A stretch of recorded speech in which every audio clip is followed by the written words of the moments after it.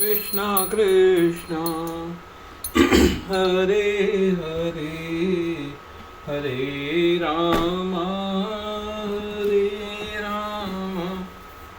राम राम हरे हरे गोविंद बोलो हरि गोपाल गो। आज हम श्रीमद् भागवतम के छठे स्कंद का पेज 191 पढ़ने जा रहे हैं। भगवान के पवित्र नाम, उनके अलौकिक रूप, उनके वाहन और उनके आयुध सारे संकटों से मेरी बुद्धि, इंद्रियों तथा मन तथा प्राणवायु की रक्षा करें। भगवान प्रत्येक वस्तु के परम कारण हैं और इसलिए वे इस संपूर्ण सृष्टि से अभिन्न हैं। वास्तव में किसी भी कार्य के कारण और उसका प्रभाव दोनों एक ही हैं, क्योंकि कारण प्रभाव में विद्यमान रहता है। इसलिए भगवान अपने किसी भी शक्तिशाली अंग द्वारा हमारे सारे शत्रुओं और संकटों को नष्ट कर सकते हैं। आध्यात्मिक ज्ञान में उन्नत लोग इस सृष्टि की विभिन्नताओं में एकता देखते हैं।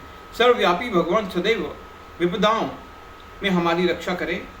भगवान नरसिंह देव विष, अस्त्र शस्त्रों, वायु, अग्नि, वायु इत्यादि द्वारा अत्यंत उत्पन्न होने वाले खतरों से हमारी रक्षा करें। भगवान नरसिंह देव अपने महान प्रभाव से हमारी शत्रुओं के प्रभाव का आच्छादित करके अभी सभी दिशाओं में और सभी कोनों में अर्थात ऊपर, नीचे, अंदर और बाहर हमारी रक्षा करें। अंत में विश्वरूप ने इंद्र से कहा, इस दिव्य नारायण कवच निश्चित ही तुम्हारी शत्रु असुरों पर विजय प्राप्त करने में तुम्हारी सहायता करेगा। यदि कोई व्यक्ति इस कवच का प्रयोग करता है, उसके द्वारा देखा गया अथवा पैरों से स्पर्श किया गया व्यक्ति तुरंत उपरोक्त सब संकटों से मुक्त हो जाता है। इस नारायण कवच के प्रयोग करने वाले व्यक्ति को कभी भी सरकार, डाकुओं, दुरात्माओं तथा अन्य किसी रोग का संकट नहीं सताता। हे देवराज इंद्र, पूर्व काल में कौशिक नामक एक ब्राह्मण ने अपनी योग शक्ति द्वारा स्वेच्छा से मरुभूमि में शरीर त्यागते समय इस कवच का प्रयोग किया था। उस समय गंधर्वराज चित्ररथ अनेक सुंदर स्त्रियों के साथ अपने विमान में यात्रा करते समय कौशिक अस्थियों के ऊपर से गुजरे। नारायण कवच की शक्ति से वे उसी स्थान पर सिर के बल नीचे गिर पड़े। आश्चर्यचकित हो चित्ररथ ने वाली खिल्लियों को आदेश दिया कि वे ब्राह्मण की अस्थियों को निकट बह रही सरस्वती नदी में विसर्जित कर दें। फिर स्नान करने के पश्चात चित्ररथ अपने धाम को लौट आए। विश्वरूप के 3 सिर थे। एक से वे सोमरस पीते थे, दूसरे से वे सुरापान करते थे और तीसरे से वे भोजन। विश्वरूप अपने पिता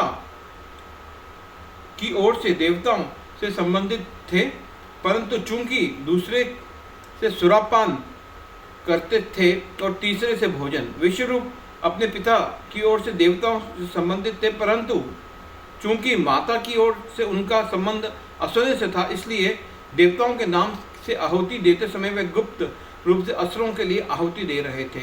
एक दिन इंद्र भाम गए कि विश्वरूप चोरी से छिपकर देवताओं को धोखा दे रहे हैं। असुरों ने से पुनः पराजित होने के भय से उन्होंने विश्वरूप के 3 सर काट डाले।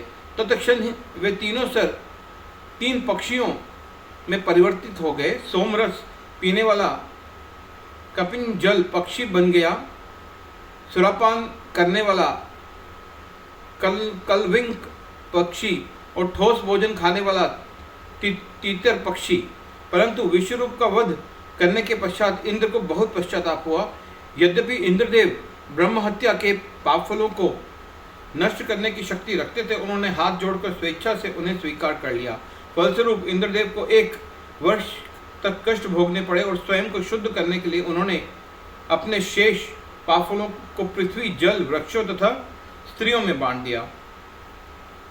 धरती ने इंद्र द्वारा की गई ब्रह्म हत्या के 1/4 पापों को स्वीकार किया और बदले में इंद्र ने उसे वरदान दिया कि धरती पर बनने वाले गड्ढे स्वतः भर जाएंगे। परंतु उस पाप को स्वीकार करने के कारण धरती पर अनेक मरुस्थल बन गए जहाँ किसी भी प्रकार के शुभ अनुष्ठान नहीं किए जा सकते हैं।